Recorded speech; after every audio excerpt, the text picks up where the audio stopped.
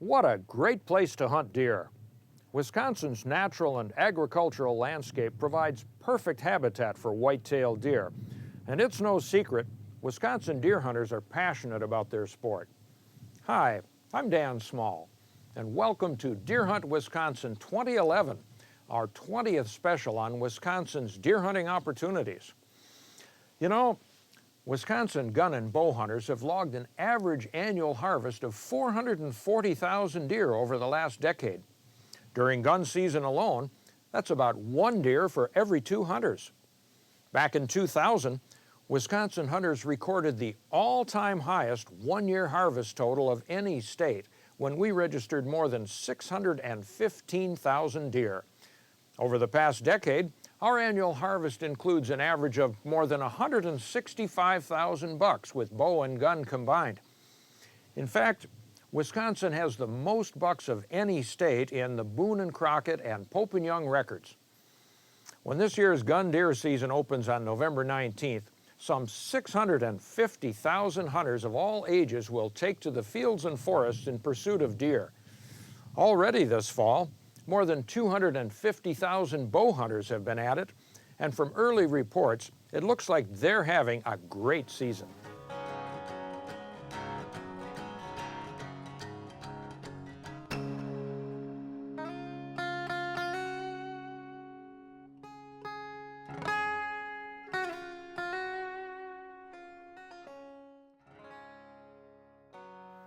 In the next hour, we'll share some advice on how to find a place to hunt, suggest some hunting strategies for different types of terrain, weather conditions, time of day, and even days of the week, all of which can make a difference in your chances for success. We'll look at efforts to recruit new hunters, learn the new rules for this year, get an update on efforts to control chronic wasting disease, or CWD, and get a first-hand look at ongoing research on deer numbers and the impact of predators like bears, wolves, and coyotes. We'll get some tips on how to prevent hunting accidents and have a safer hunt. Learn about high-tech help for hunters even when you're in the field. And we'll get a region-by-region forecast for this year's hunt. And we'll wrap things up with some great deer camp stories and other traditions of the hunt. Throughout the show, I'll share a series of tips that might help make you a better hunter. These are things I've learned over the years, some by trial and error, and some from other hunters. Let's face it, Wisconsin's 9-day gun deer season is so brief, a hunter has to be ready for anything. You got to learn to capitalize on every opportunity, as another one might not come along. My first tip is a simple one. Make a checklist and keep it in your back tag holder. Take a small piece of paper, a 3x5 card, and write down everything you'll need for your hunt, from gun and ammo to the rope to haul out your deer. Be sure to include toilet paper, a knife, a compass, back tag, string to tie on your carcass tag, and anything else you carry in with you. And do it now so you can replace what's missing before the season. Put it all in a small pack and store it where you'll find it. You don't want to be rummaging through desk drawers for a back tag just before sunup on opening day, or wondering where your ammo clip went as you climb into your stand. Throughout the show, you'll see the DNR call center number on your screen. This is the number to call if you have a question about regulations. Call center staffers are available 7 days a week from 7 a.m. until 10 p.m., and additional staff will be on duty during the gun deer season to answer your questions in English, Spanish, or Hmong. That number is 888-WDNR-INFO. We'll be talking to a number of DNR experts, so let's start at the top. Last week, I caught up with DNR Secretary Kathy Stepp. Let's hear what she had to say while I go do a little scouting. I'm talking with DNR Secretary Kathy Stepp. Kathy, you're no stranger to the DNR. You served a term on the Natural Resources Board, and now you've been secretary for about 10 months. Do you have any new insights to share, especially in the always challenging arena of wildlife management? Well, probably the biggest insight in wildlife management is just the incredible dedication and passion with which our biologists research this. And, everybody knows it's a no-win question. When we're talking about deer management and populations and goals and estimates and the like, it depends on who you're standing in front of, whether or not they're going to agree with you. There's always somebody out there that is going to think there's a different, better way to do it. So my challenge, frankly, is to make sure that we're embracing the public more, we're more inclusive of them in our decision making, that we're not just talking at our sportsmen and women, that we're talking with them and listening to them. And I think we've got a long way to go in that regard, so I'm anxious to prove how we can do that better. Kathy, we've got a new deer trustee now. Can you tell us what hunters might expect out of his study and how they might have some input into his research? Well, I think the unique thing about this situation and the really important thing about integrity in this process is that I don't have input into what the deer trustee is doing, and that's really important. So when we were talking about credibility gaps, and I think how our sporting men and women have kind of felt disconnected from decisions in DNR, I'm hoping that this trustee, Dr. Kroll, can come in and bring some credibility to some of the practices that we've been using over the years. I'm sure there's going to be suggestions for improvement, I would imagine. There's always things we can do better, and there's probably going to be some things that he's going to agree with that we've been doing. So once again, my job is to make sure internally that we're fully cooperative with his efforts. We're providing in a timely manner whatever information it is that he's seeking. And then, of course, to be very cooperative and open and laying everything out and saying, here it is, what can we do better, and how can we rebuild that gap and get more people engaged again. What is the DNR doing to improve and increase hunter access to land, both public and private? Well, Dan, we get most of our lead from the legislature on this. So when we talk about public properties that are purchased with stewardship bonding, the good faith and credit of the public taxpayer, we're making sure that they're fully accessible, especially for hunting. And then in properties that we're looking at rebuilding some infrastructure where we've already got public access, but yet I don't think we've done a good enough job in measuring up to the public's expectations of those properties and their management. So we're looking at rebuilding some infrastructure, doing some maintenance that's been let go for a very long time, so that we can make sure when the public is on the properties that they've got the best enjoyment and experience possible. Kathy, a lot of hunters are really concerned about wolves, as you know. Can you give us an update on efforts to get wolves removed from the endangered species list? Sure, we have not let up on our efforts in DNR. In fact, I've been a very vocal, outspoken proponent for Wisconsin in this issue.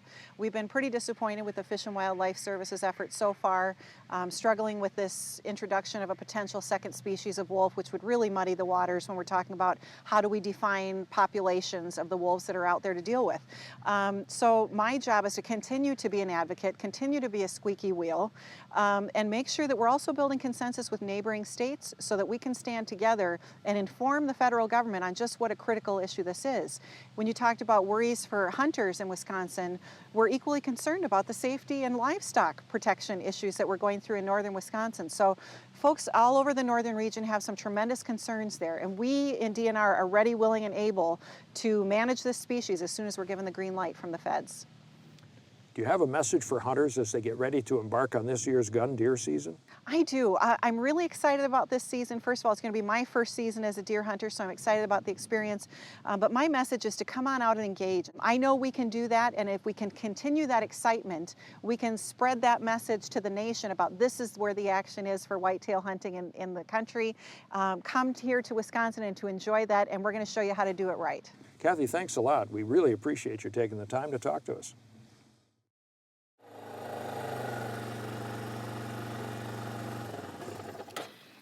One thing you should do every year before deer season is sight in your rifle or shotgun and make sure it's operating properly.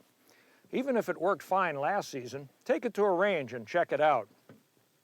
Many sportsmen's clubs and ranges hold sight-in clinics each fall where you can get help with this if you need it. The state-owned McMiller Sports Center, located near Eagle in the southern unit of the Kettle Moraine State Forest, is open daily from now until November 19th with trained staff ready to help you.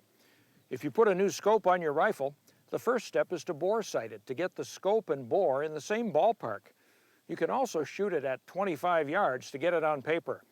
And then take it to a 100-yard range and shoot several 3-shot groups with a good rest.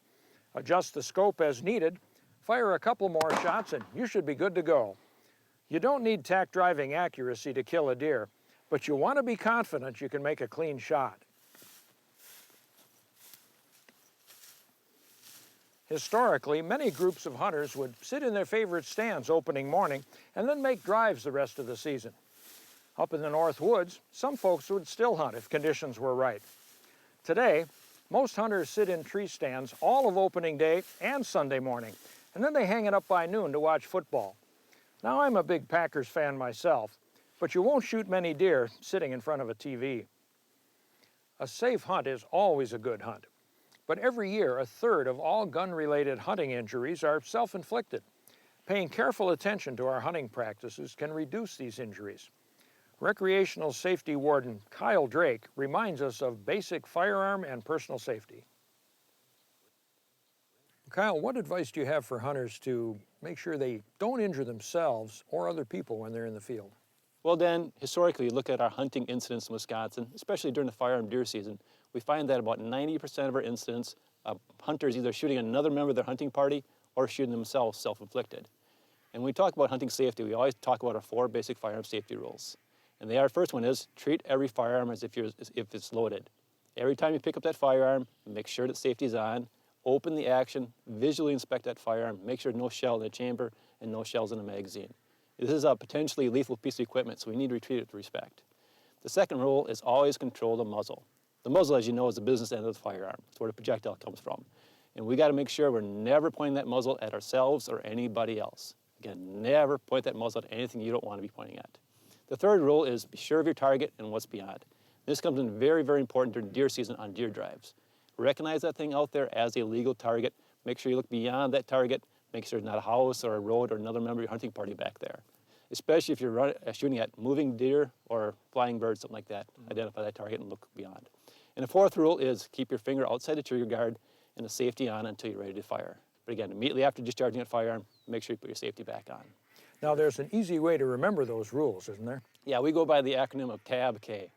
So treat every firearm as if it's loaded, always control the muzzle, be sure of your target and what's beyond, and keep your finger outside the trigger until you're ready to fire.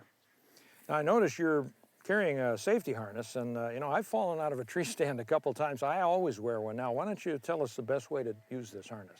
Yeah, you're not alone. Statistics show between a third and half the people that use tree stands will fall out of them at some point in their career. So what we recommend is make sure you're safe when getting into that tree stand as well as when you're hunting. And I think probably tree stand safety falls into 3 categories. The first category is make sure that you properly install your equipment. The other big factor is when they're climbing in and out of the stand itself. People are falling out and climbing up in the ladder. If you're climbing up the ladder, maintain 3 points of contact, and then be careful crawling in. And of course, the final thing is people actually falling out of tree stands, and that's where the safety harness comes into effect. Get a safety harness, wear it. Make sure it's got the leg protection or leg straps too, a full body harness. Get something you like. There's many manufacturers, many designs out there. Get something you like and wear it, whether you're 5 feet off the ground or 25 feet off the ground. Well, thanks a lot, Kyle. That's good advice, and let's hope we have a safe season. Thanks, Dan. Here's another tip. Pay attention to wind direction. Bow hunters always do, and deer do too. But most gun hunters pay no attention to the wind. It's easy on a breezy or windy day like this, but on a calm day when the wind currents are more subtle, you can just crush a few leaves and toss them in the air to see which way the wind is blowing. If you sit or hunt from a tree, get downwind or at least crosswind of where you expect to see deer, or you can still hunt into the wind. And on a windy day, you can sometimes walk right up to deer if you're still hunting. You know, Wisconsin hunters are a curious bunch, and they ask a lot of questions about deer. Just ask any deer biologist or listen in on a conversation around any deer camp. Last year, DNR deer researchers and biologists launched an ambitious deer research effort. And the goal was to answer some of the most frequent questions hunters have about deer numbers, deer predators, and deer sightings. Chris Jakes, the DNR's lead deer researcher, has an update on what's happened during the first year of this project, and he gives us a heads up on what's coming as the project continues. In 2010, the department launched a pretty ambitious deer research program aimed at better understanding mortality factors in deer populations across Wisconsin. This is a 2-phase project asking 2 different questions. One being, what are the factors influencing buck mortality across the state, and the other being what factors are influencing fawn survival and recruitment.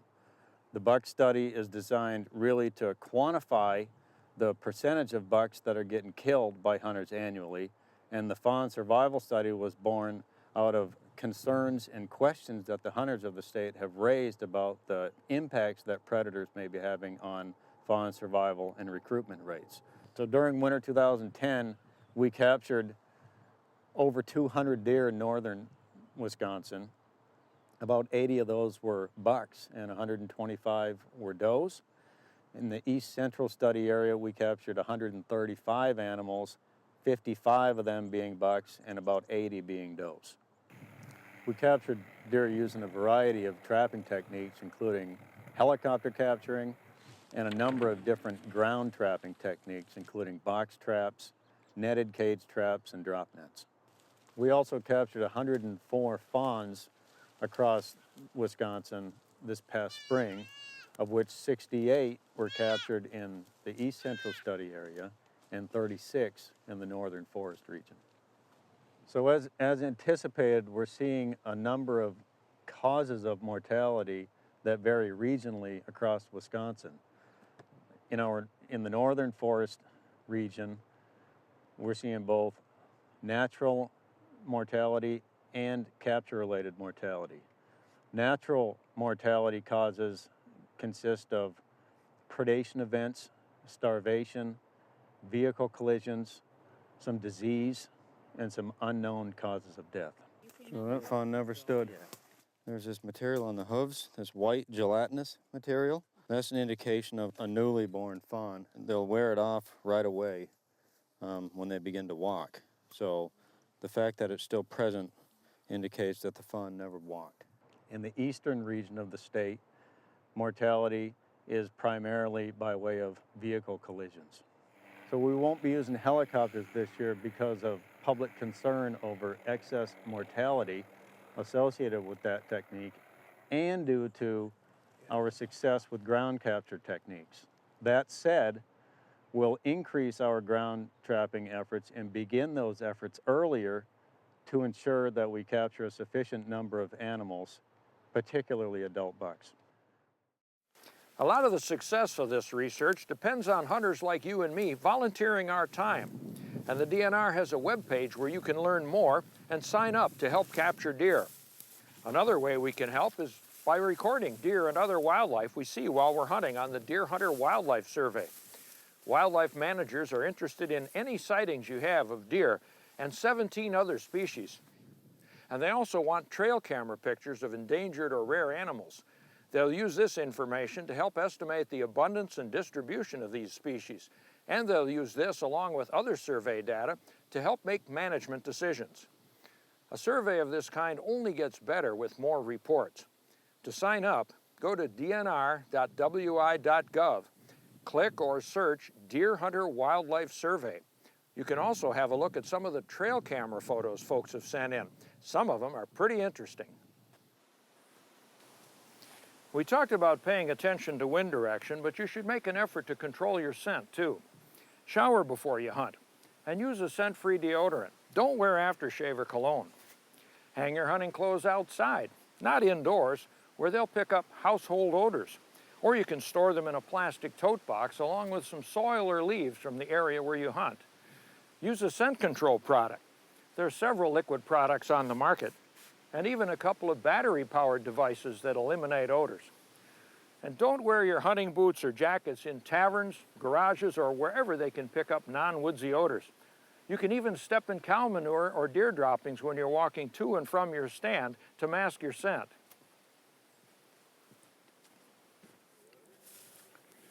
A lot has changed since chronic wasting disease was found in Wisconsin back in 2002. We know much more about the disease now and how it spreads. We also have a 15-year CWD response program that emphasizes preventing the spread of the disease while controlling its intensity and distribution. The DNR recently launched a new effort to share CWD information with hunters and landowners. And you may have seen newspaper ads, TV commercials, and billboards with the Hunt, Harvest, Help message. Don Bates, the CWD Operations Manager, is here to tell us more about this new program and what it means.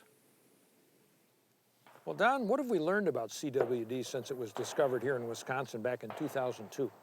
Well, in the last 10 years, we've learned quite a bit, Dan.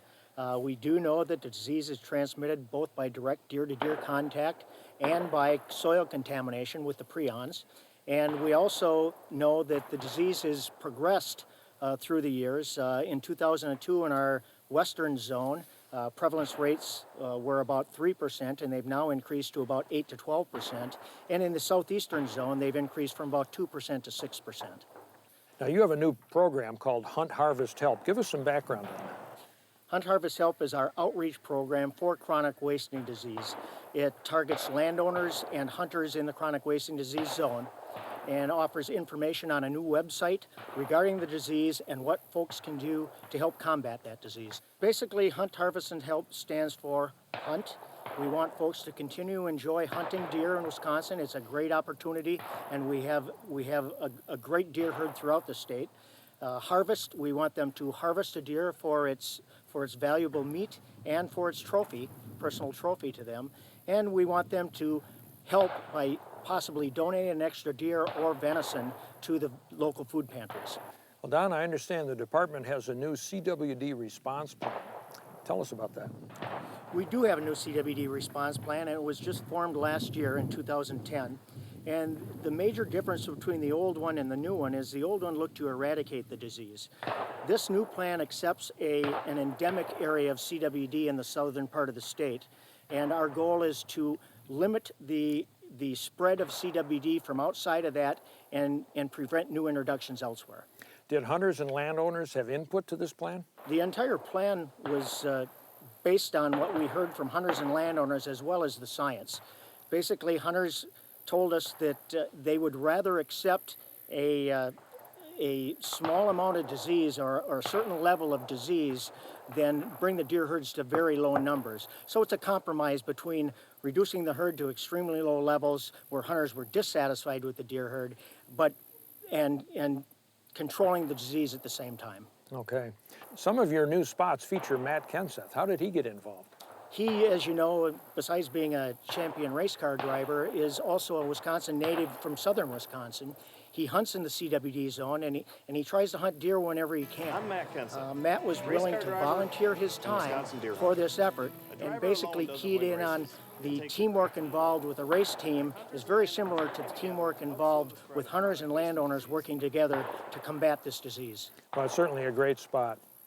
Thanks a lot, Don. Thank you. To learn more about CWD and the Hunt Harvest Help Program, visit the knowcwd.com webpage. You'll find the latest on CWD research, some great videos, and info on what hunters and landowners can do to help slow the spread of CWD in Wisconsin. Now here's another tip. Most deer live within a square mile or less, so pick 40 to 80 acres and get to know where the deer feed, where they bed, and the routes they take from one to the other. Learn every ridge, trail, food plot, and escape route. That'll take some pre-season scouting, and it might take years before you know the woods as well as the deer do, but that's your goal. You want to mark these spots on a topographic map, or use a GPS if you have one. I hunt in big woods up north, but my son and I have taken 25 deer, missed a few, and passed up many more from just 4 tree stands that are within sight of each other. Why? Because we hunt a major bottleneck where deer always cross between oak woods and a swamp. Wisconsin has a strong hunting heritage with traditions that run deep in our families and communities. Keeping those traditions alive depends on recruiting new hunters of all ages into the sport. One of several options for recruiting new hunters is the DNR's Learn to Hunt program. Last December, a group called Kids and Mentors Outdoors, or CAMO, held a deer hunt at McKenzie Environmental Center near Poynette. The weather was cold, but the kids and mentors had a great time. Syndicated outdoor columnist Mark Walters is the founder and president of CAMO. Looks like a good area. Get some deer going. Did you hear that? CAMO stands for Kids and Mentors Outdoors. We're about getting kids outdoors, and we're trying to teach them to do the right thing and be active. I've been writing this column since '89, and I've realized in the last 10 years that we're losing a lot of our kids on outdoor experiences, whether it's canoeing, sitting around a campfire, backpacking, hunting, or fishing. And I have a lot of friends that had the same thoughts. So in December of 2006, in my column, I wrote that I had an idea that maybe we could turn something around. Straight down there. Down the bottom. You got her. That winter, Mark met with several other hunting enthusiasts from around the state, and in the spring of 2007, these future mentors launched Camo and formed its first 4 chapters. Just like that. The way that we find kids for camo is it could be a neighbor kid, it could be a nephew that doesn't have, maybe that there's not a father in the picture, a lot of single parents. Because it looked like a really good solid hit right in the front. We reach out through the schools. We get a lot of publicity, and but I will say this: it is hard. It is hard. Kids are busy. A lot of school sports. That's a big competition, which is one of the reasons why I started Camo. I've raised a few kids myself, and by the time they're 13, 14 years old, they're so involved in so many different things that it's real hard to start them at that point. It doesn't get much better than that. I think that not only are we getting kids hunting and fishing and canoeing, but in a way we actually teach them how to be biologists in a small way. They're learning a lot about the environment. This weekend, the weather, you know, and just for this weekend, an example was we had a biologist come in here on Friday night and talk, and then we had a superintendent of Buckhorn State Park come in here and talk, and we had a game warden come in here and talk. So we teach them ethics, we teach them biology, we teach them how to have a good time, we teach them patience, teach them how to be tough. You got to be tough if you're going to do this. You're going to go out and walk out in the dark and sit in a blind, and how to dress. Help with that? I got it. I'll help you with that. Let me get a hand in there. Dylan was interested in the deer hunt coming up, so we got him signed up and found out, made sure he had the proper requirements and stuff. His hunter safety has been completed. He's a first year hunter this year, deer hunting. He has went with his dad as just a walk along and stuff, so he was more than happy to go, and I'm glad he came. So I've been hunting, this is my 3rd year hunting. The 2 years before, when I was 9, I started hunting with my dad. He let me come with him, and I'd learn all I could. And then 10th year, I could. And this is my first year using a rifle. I've went through hunter safety, so I was ready for this. Very exciting when you see that doe. When the first time I saw that and I have a rifle in my hand, I'm like, it's time, it's the right time, and just get a good shot. Any kid that comes through this with us, whether it's one-on-ones, which we do a lot of one-on-ones, and like the gal that I take, I do a lot of one-on-ones with her, and that she just loves it. I actually, she's written part of my column when she did something with me, and people like that too. They like that when a 12-year-old or a 10-year-old puts something in newsprint. Oh, I've learned so much from Mark. Which way to tell if a deer was traveling by the hoofs. I thought it was the other way around. So it's the fun experience that you get to be outside and you get to see all these different animals and learn so much. This is different types of cherry, so there's some. Our mentors on their one-on-ones and on these events are having just as much fun as the kids. You can develop a relationship with a kid and make a difference in their life. How you could get involved in Camo is, our website is camokids.org. We have right on our website how you can start a chapter, but we will come and help you start. And we have insurance. We will do everything we can do to help you to have a successful Camo chapter. Do your best to get kids in the outdoors for our long-term future in every way. As hunters, as outdoorsmen, maybe even for our society. There's just so much to learn that kids aren't learning. When I was a kid, it was like, I'd have to say, probably 70% of kids learned. You just took it for granted. You went hunting or you played outside a lot more, and I think we're getting away from that, and that's kind of sad. I don't think it bodes well for our long-term future, and hopefully we can turn that around. So what do you think of this Camo group, huh? The Kids and Mentors Outdoors. I mean, it was exciting. I mean, I've never even heard of the Camo group before, but coming out here, seeing the Camo group, I mean, it was exciting to be in the Camo group this year. I was glad to do it, too. Oh. Right now, I'd be sitting at home watching TV with my little brother. What'd you have more fun doing? This. There you go.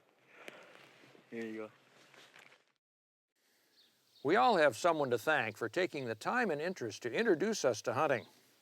As you make your hunting plans, consider taking along someone new to the sport. Share your knowledge and enthusiasm with them, and you just might end up creating a new hunter.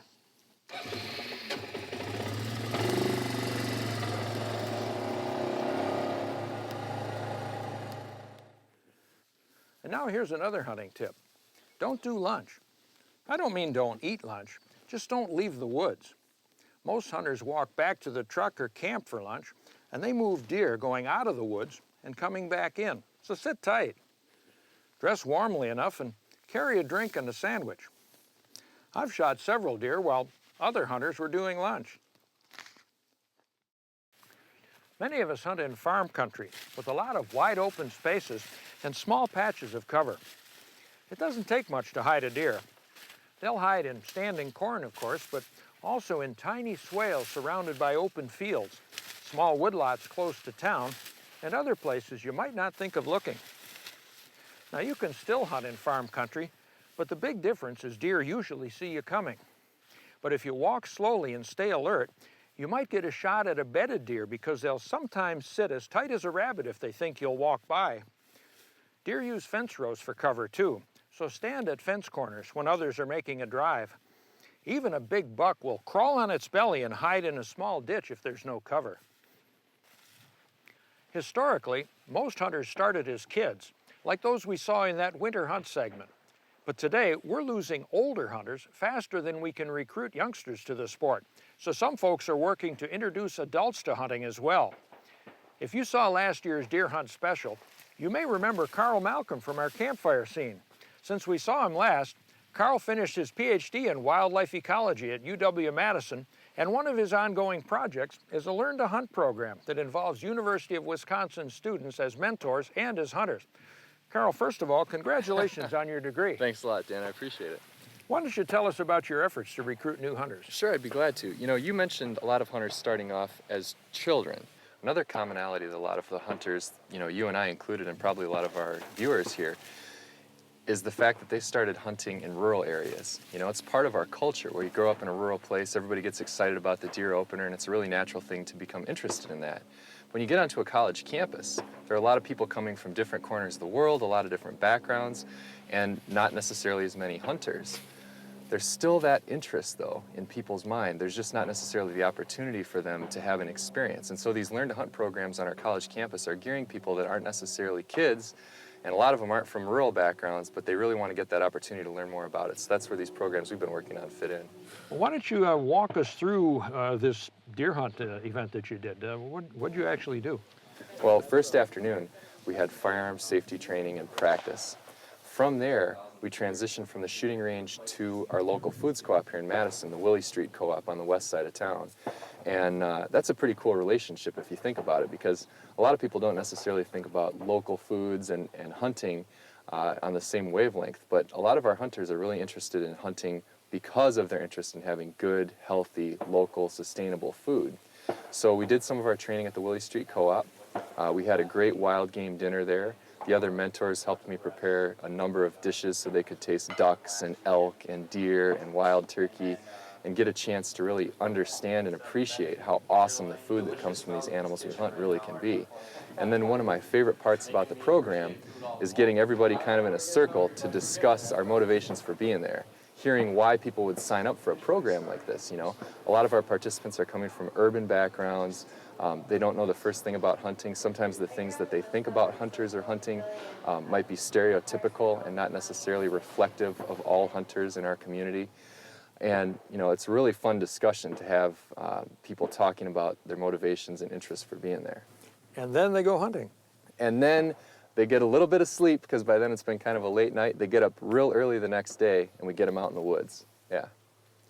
And did anyone get a deer? Yeah, we had one participant actually shoot a really nice 8-point buck the second afternoon of our hunt, and she was thrilled about it. So that was the one deer taken. But one of the really cool things about it, I mentioned the focus on food, and everybody was so excited to try to get a little bit of venison. And this gal who got the deer was nice enough to help divvy up her venison to the whole group. And, you know, while we did that, we actually had everybody getting their hands on this deer and learning about how to process their own deer. So the group kind of got together, We butchered the deer, and the gal was generous enough to split the meat up with all of the other participants who were interested in that. So it was pretty neat. Now, do you think these young people will continue hunting? I think some of them will, you know, but for those who don't necessarily continue hunting, I can guarantee they've walked away from the program with a different perspective of hunters and hunting, and a better appreciation for the fact that we as hunters really love the resource and love the land. You know, we're not just out there trying to kill an animal. We are out there appreciating these animals and appreciating nature. And I know that people have left the program with that kind of appreciation for the hunting community that they didn't necessarily have before that. I can also guarantee you that for every one of these programs, there have been a few return customers who are going to be coming in and buying hunting licenses out of the program for sure. Well, Carl, thanks for sharing that story. And keep up the great work. You bet, Dan. To learn more about the Learn to Hunt program and other ways you can help recruit new hunters, log on to the DNR website and search for Learn to Hunt. You know, I've done a couple of Learn to Hunt programs, but they were all with turkeys. I haven't done. Here are some tips for hunting under different weather conditions. On a calm, dry day, deer will stay bedded in thick stuff like this if nothing moves them, so sit if there are other hunters in the woods, or make drives if yours is the only party. Deer need to drink every day just as you and I do, so check around the edges of ponds and along stream banks for deer tracks. You'll find where they come down for a drink and where they cross a stream. These are often good spots to sit, especially in dry weather. Before or just after a storm, deer often move to feed regardless of the time of day, so sit near trails and feeding areas like oaks or farm fields. On rainy or snowy days, cold, wet hunters will get up and move around, and they'll move deer, so you should sit or still hunt. If your blaze orange jacket isn't waterproof, carry a raincoat in your pack and wear it under your blaze orange. I did that on a rainy day and sat in my tree all morning listening to wood frogs. A nice 8-pointer came along around 11 a.m. and he went home with me. Deer talk to each other year-round, not just during the rut. So even on a gun hunt, I carry grunt, bleat, and snort calls, and I've used all three to advantage over the years. A loud bleat will sometimes stop a running deer. A snort or a wheeze will sometimes confuse a deer that snorts at you first but hasn't winded you yet. And a grunt will often turn a deer that has walked past or bring it out of the brush for a clear shot. You know, one of the most popular segments on this show every year is the annual hunting forecast for each region. If you hunt in more than one place, or if you talk to other hunters, you know that deer densities vary from one part of the state to another. Some areas have more deer than the habitat can sustain, while in others, deer are fewer in number and they're scattered across the landscape. DNR deer biologist Dan Herchard is here to give us an idea of what you might expect to find in the area where you plan to hunt. Well, Dan, let's start by talking about one of Wisconsin's most traditional deer hunting areas, the Northern District. How's it look? Things in the north are really rebounding. We've had 2 consecutive winters with mild conditions that have allowed deer to survive at high numbers, as well as 2 early springs with early green-ups. Now, the early green-ups have allowed the does to come through with good condition and produce good amounts of fawns. We have had conservative harvests in 2009 and 2010. Those 2 things combined will allow a lot of antlerless deer and a lot of older age class bucks for the hunters this year. This year we have 6 units that are designated as buck only. That's down from 16 last year. We'd like to encourage herd growth yet in those 6 units, so therefore the buck only category. In 18 additional units, we have regular season framework. In the regular season framework, we have antlerless quota, a limited antlerless quota, in a return to more of a traditional style of hunt. In 18 additional units, we have herd control framework with abundant antlerless permits available. We're trying to like to encourage hunters to shoot additional antlerless deer, as well as the bucks that are going to be out there. The Northeast District looks really similar to the Northern District. They've also had 2 mild winters, good conditions with fawn production. We've also reduced the buck-only units to only 2, down from 4 last year. We've had 2 improved to the point where we can have a limited antlerless quota in those units. The remaining units in the Northeast District are in the herd control framework. A lot of those units are farmland units with significant overpopulation of deer. We'd like to really encourage hunters to shoot some antlerless deer in the farmland units. Now, I understand in both the northern and the northeast district, a fair number of deer are wearing ear tags and collars. What about those? Yeah, the research projects that we've started last January tagged a significant number of deer, as you've mentioned. Those deer are fair game. If anyone sees those deer and they are part of their bag, we encourage them to harvest those deer and contact our researchers so that we can collect the data. How about West Central now? How do things look there? The West Central District had significant snowfalls last year. However, the winter severity index never reached more than a mild condition. So there are plenty of deer for hunters to shoot this year. In the West Central, we have 25 units that are 20% or greater than their overwinter goal. So all those units have been designated as herd control. We all have abundant antlerless permits available for hunters in those areas. We also have 5 additional units that are regular season framework with a limited antlerless quota. How about the Southern District? I know a lot of hunters are going to stay in the south and hunt. Conditions in the south do look good. With the crops being harvested on a timely manner this year, it's unlikely that deer are going to seek the refuge of standing crops. So they'll be available for hunters' harvest. Food resources and winter conditions weren't a factor in the Southern District last year. I think hunters will have unparalleled opportunities this year. How about the venison donation program? How does that work? Well, we have processors across the state signed up to take excess deer that hunters are able to harvest. The deer are then processed into ground venison, and that meat is distributed to food pantries across the state. This is the 12th year of the venison donation program. To date, over 77,000 deer have been donated, and hunters have contributed $127,000 of their own money to help assist with this program as well. Well, that sounds like a great program, and it looks like we're in for a good hunt. Thanks a lot, Dan. Thank you, Dan. Now, here's my last tip. Use your senses. Don't make the mistake of looking for a whole deer. Train your eyes to spot movement and look for the flick of an ear or the flash of a tail. In thick pines, stay low and watch for moving legs. A good pair of lightweight binoculars can really enhance your vision. About 75 yards from one of my tree stands in a thick oak woods, there's a lone birch that's barely visible. When there's no snow, I check it often as I scan the woods. And more than once, that patch of white has disappeared for a moment as a deer walks past on its way to my stand. Use your ears, too. My hearing isn't what it used to be, but I still hear deer before I see them coming in the dry woods. You need to learn to distinguish a squirrel's light hop, hop, hop from a deer's heavier step, step, step. On rare occasions, you'll even smell a deer before you see it, especially a musty old buck that's been rutting. When you down a deer this season, approach it from downwind and notice from how far away you can smell it. You can sometimes sniff out a wounded or dead deer that's hard to find in thick brush.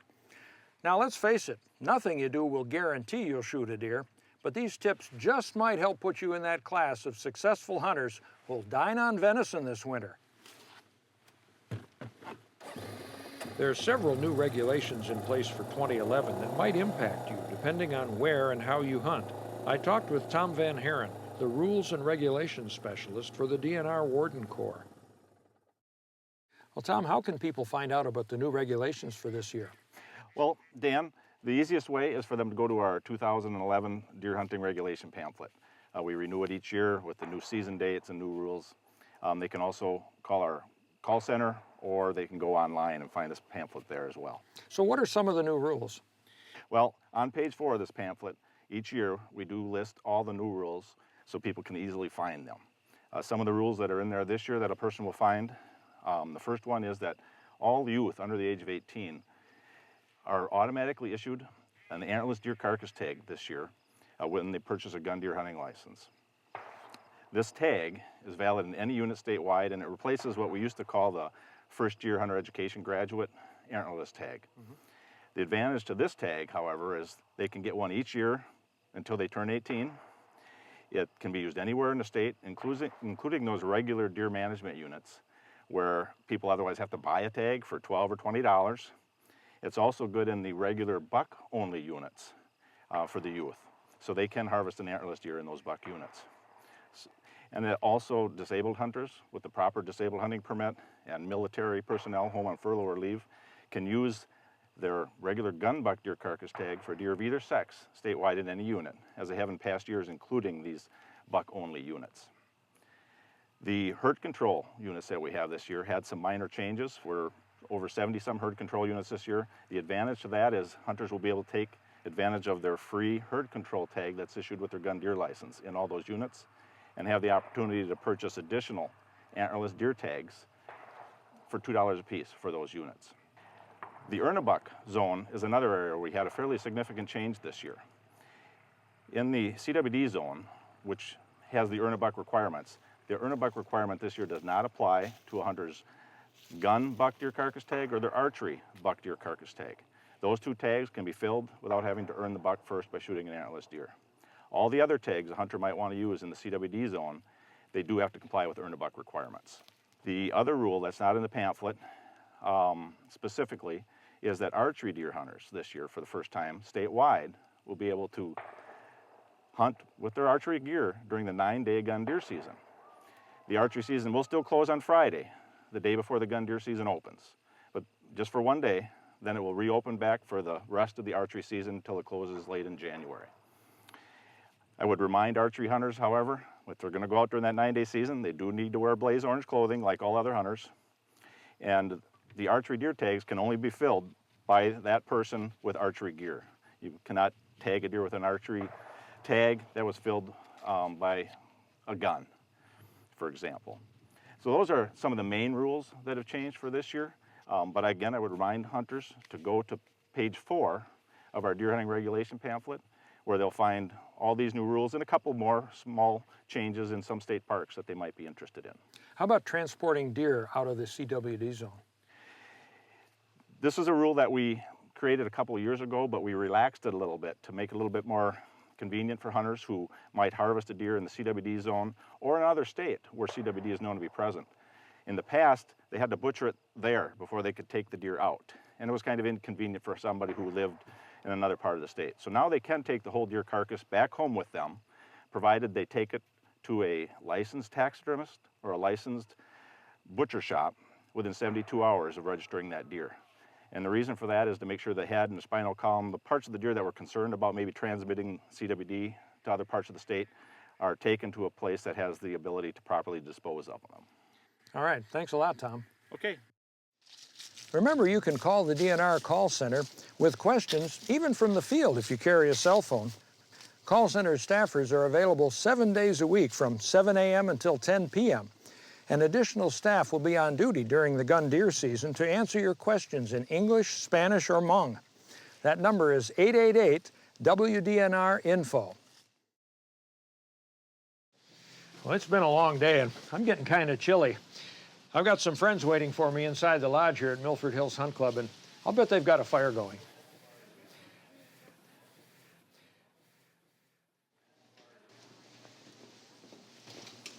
I invited a few friends to join me and share some of their deer hunting experiences. Now, Mark, you've been hunting for a long time. How'd you get started?